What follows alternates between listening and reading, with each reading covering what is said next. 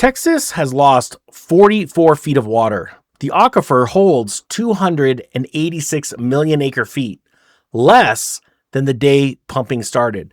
7 states already wrote that math into their next water plan.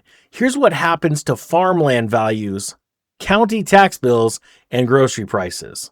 The most productive farmland in America is running out of water, and you're going to pay for it at the register before anyone tells you why. Underneath the middle of this country sits a giant underground lake called the Ogallala, ancient water that took thousands of years to collect, and it grows close to a fifth of America's food. In the hardest hit parts of the Texas High Plains, that water has already been pumped down 100 feet or more, and some spots are simply dry. This year, for the first time, the state's own water planners wrote that loss into the official Texas water plan as permanent and cut the water they expect to hand farmers in the years ahead. The argument over whether the water comes back is over. It does not. And that is worse than a normal drought, because a drought ends when the rain returns. But this water is not refilling in any timeline that helps you or your kids. Stay with me, because in the next few minutes, you'll see 3 things. How a falling water table moves from a well in Kansas all the way to the price you pay for beef. Why the biggest money in the country is quietly buying the land that still has water under it, while the dry towns get left behind. And how to read which counties and which costs get hit first so you're standing on the right side of the water line. Start with the size of it, because it's hard to believe until you picture it. Water underground gets measured in acre feet, and 1 acre foot is enough to cover a football field about a foot deep. Since the pump switched on, more than 300 million acre feet have been pulled out of this aquifer. That's roughly 85% of all the water in Lake Erie, and almost none of it comes back, because only a sliver of rain ever soaks down far enough to reach it. About 95% of what gets pumped goes to one thing: watering crops. Now, the first consequence is already in the ground, not a forecast. As the water drops, the wells pump less and cost more to run. So the farmer either spends more for the same crop or plants less of it. In one corner of western Kansas, more than 80% of their share of the aquifer is already gone.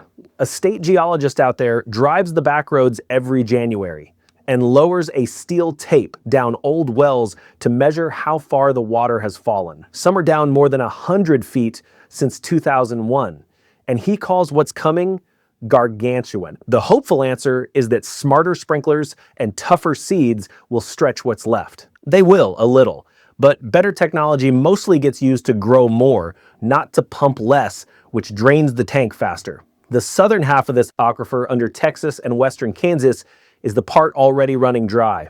Efficiency buys years. It does not buy a refill. Now, the part most people miss, and it's the real story, while the towns sitting on top of the draining half still talk like the water will last forever, the smartest money in the country has quietly decided water is the prize and started buying it. The largest private owner of American farmland today is Bill Gates, with around 250,000 acres. And he is far from alone. Pension funds, sovereign wealth funds, and billionaire-backed firms have all been bidding up farmland, with single blocks of prime ground trading for $170 million and up. And the thing they're really buying is not the dirt, it's the water rights attached to it. The legal right to pump, which in a drier country can be worth more than whatever grows on top. To be clear, nobody owns the nation's water outright. Those rights are controlled state by state. But the buying is real, and it's speeding up. Hey, real quick, if you want to position yourself for success before all of the chaos hits in the economy, check out the Tax Lien Pro course. It will blow your mind in how much interest you can make actually helping people stay in their homes, at the same time making a great rate of return. Links down below. Check it out. Let's get back to the video. The consequence is simple. Land that still has reliable water gets priced higher, the dry land gets quietly stranded, and whole regions get sorted into winners and losers. The comfortable take is that this is just rich people parking cash in dirt. They're buying the one thing that decides whether a farm can grow anything at all in a drier country. And they're doing it years ahead of the towns that still assume the tap stays open. Now follow it to the checkout line because this is where it reaches you. Farmers have already started planting less. Corn acres are down this year, sorghum is down, and the country just planted the fewest wheat acres on record going back more than 100 years.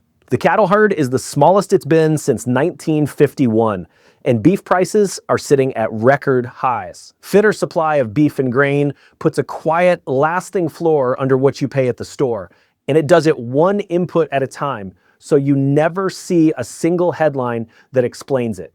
Then comes the second hit, the one almost nobody sees. In a farm state like Nebraska, farmland makes up about 30% of the entire property tax base. When the value of irrigated land falls because the water under it is finite, the tax bill doesn't fall with it, but the income that land can earn drops hard. That gap is where rural tax trouble begins. You saw a version of it in the 1980s farm crisis when collapsing land values blew holes in local budgets. And the bill landed on everyone else, including people who never farmed a day in their life. That repricing is the exact moment tax lien certificates start printing, when the assessment stays high. But the land can no longer earn its keep, and the owner falls behind. A tax lien certificate is just the claim a county sells when a property owner can't pay the tax bill, and the buyer of that claim stands first in line to get paid back with interest. Tax Lien Pro is the playbook for being the prepared buyer at the rural sheriff sale this sets up, while the water-secured land trades in the opposite direction. We have watched this region break once already, and this time it's set up worse. In the 1930s, drought hit grassland that had been plowed bare. The topsoil blew away, about 35 million acres were ruined, and roughly 2.5 million people were pushed off the plains in one of the largest migrations in this country's history. But that was rain failing on bare soil, and soil can eventually come back. This time, the rain is failing on top of an aquifer we've already half drained, so there's no reserve underneath to carry anyone through. Same region, same kind of break, with the safety net already spent. The dirt can recover, the water cannot. So read the same map the big money is reading before it gets priced in. First, if you hold any farmland in a fund or as a family acre, and you don't know whether it sits on the draining half or the stable half of this aquifer, you don't own an asset, you own a guess. Find out the water status before anything else. Second, watch where the growing moves, because the food doesn't stop being produced, it relocates to wherever the water still is. And that migration is the real investment map. Follow the water, not the headlines. Third, read the signals the institutions read.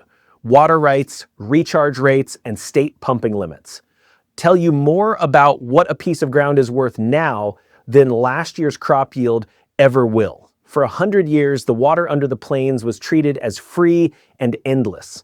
Now the people with the most money are quietly bidding over the land that still has it, while the dry side towns aren't bought at all. They're simply left.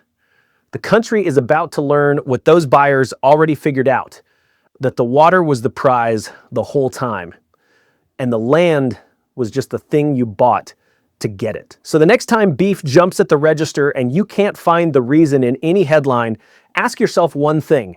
Are you standing on the side of the line the water's still on, or the side it already left? This is the Economic Ninja, and I am out.